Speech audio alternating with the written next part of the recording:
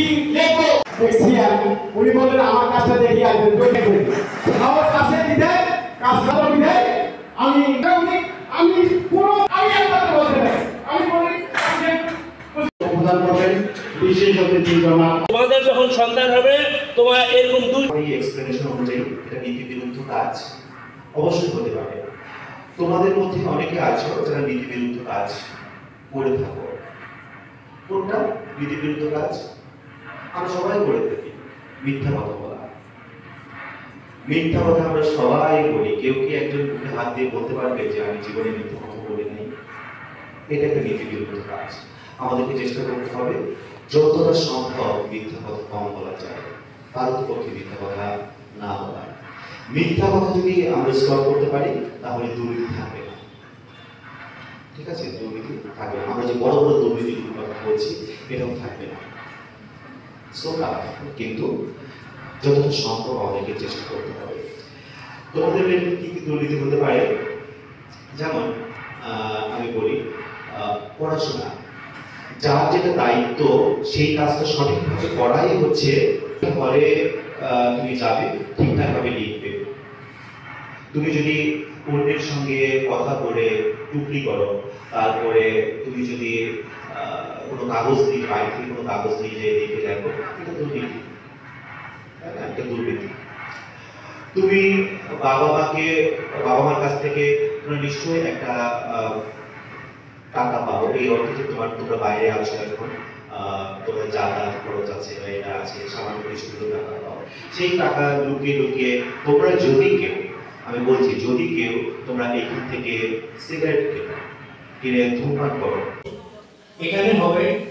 সেই কারণে আমরা আমাদের আলোচনা সভাটা একটু সংক্ষিপ্ত করলাম এবং আপনাদেরকে আহ্বান রাখি যে রোটারি দিবসের অনুষ্ঠানটা শেষ করে আপনাদের গেলে ভালো হয়, আপনারা থাকবেন। তো নির্দিষ্ট সময়ের মধ্যে ক্লাসটা নেওয়ার জন্য, নির্দিষ্ট সময়ে টিউটোরিয়াল পরীক্ষাটা নেওয়ার জন্য, নির্দিষ্ট সময় ধারাবাহিক মূল্যায়ন পরীক্ষাটা নেওয়ার জন্য আমরা চেষ্টা করব সকল শিক্ষকরা যাতে সময় মতো ক্লাসটা নেয়। কমনমতি শিক্ষার্থীর মাঝে দুর্নীতি মুক্ত এবং দেশ সচেতনতা, দেশমাতৃকায় মুক্ত হয়ে যখন তারা বেড়ে ওঠে, এই দীক্ষা আমাদের দিতে হবে। আর শিক্ষার্থীর মধ্যে ছোট্ট একটু দুর্নীতির উদাহরণ দেয়। মনে করো ক্লাস শিক্ষক তোমাদেরকে 3টা প্রশ্ন দেব, এই 3টার মধ্যে তোমরা পড়ে আসো, আগামীকাল তোমাদের পরীক্ষা নেব। অনেকে কি করে 2টা প্রশ্ন লিখে নিয়ে এসে বাসা থেকে নিয়ে আসার পর স্যার যখন খাতা দেয় পিনটা খুলে আবার ভেতরে ঢুকাই দেয়। পিনটা ঢুকাই দিয়ে সর্বোচ্চ নাম্বার হয়তো বাকি একটা পরীক্ষায়, কিন্তু চূড়ান্ত পরীক্ষায় বা ফাইনাল পরীক্ষায় সে কিন্তু সফলতা অর্জন করতে পারবে। তার মধ্যে এই দুর্নীতি বস্তুটা রয়ে যাবে, ধীরে ধীরে বৃদ্ধি পাবে। ওই ছোট্ট দুর্নীতি থেকে বড় রকমের দুর্নীতি সংগঠিত হবে।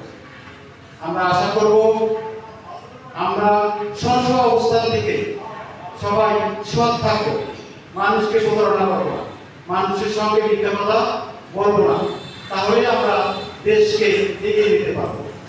এই পর্যায়ে অনেক এখানে উপস্থিত আছে, অনেক সুদীবৃন্দ আছে। আমি মনে করতে চাই সবার জায়গা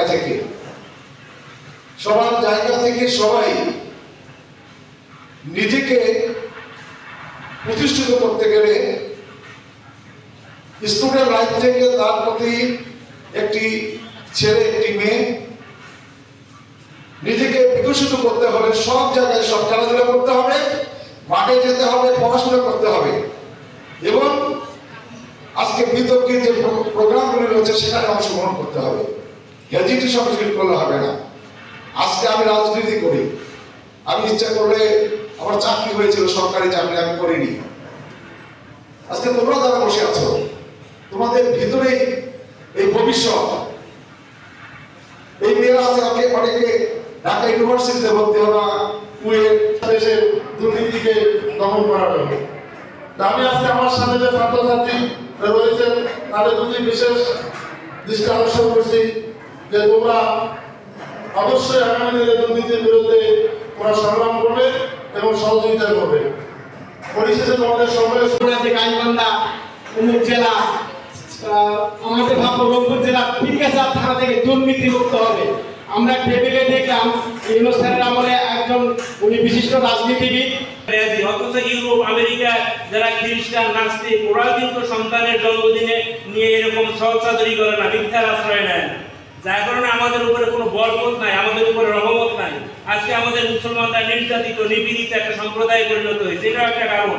আমরা আমাদের মধ্যে মিথ্যা, প্রতারণা, সহচাদরি, ভাওতাবাজি এগুলো আমাদের মধ্যে আষ্টে পৃষ্ঠে জড়িয়ে আছে। আমরা এই মিথ্যা থেকে বেরিয়ে আসতে যাচ্ছি। তো তোমাদের যাদের একটাই জন্মদিন, প্রকৃত জন্মদিন, দুইটা কোনো জন্মদিন নাই, তোমাদেরকে আমরা পুরস্কৃত করবো, কথা বুঝছো?